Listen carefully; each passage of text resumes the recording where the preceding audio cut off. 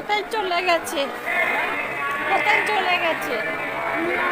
এটা হচ্ছে শ্রীকৃষ্ণের আসল জন্মস্থান, এটাই।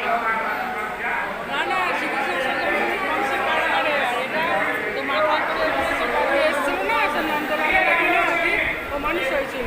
ও ওই নন্দলাল ওইদিকে কি আছে কি জানি, ওইখানে সব গেট আছে, লোক উঠছে সিঁড়ি, 350টা সিঁড়ি।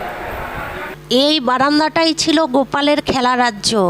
কখনো হাড়ির দুধ লুকিয়ে খেত, কখনো গোপীদের চুলের বেনুনি ধরে টান দিত, মায়ের ঘুমুরটা পায়ে বেঁধে নাচ করত, আবার অভিমান করে মা যশোদার কোনায় মুখ লুকিয়ে বসে থাকত।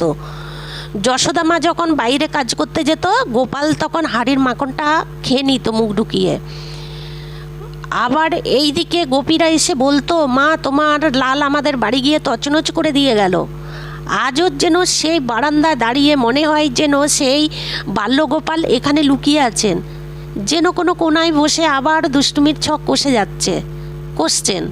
এটাই শুধু ইট পাথর নয়, এটা ভালোবাসার লীলা আর আধ্যাত্মিক স্মৃতির এক চিরন্তন আসন।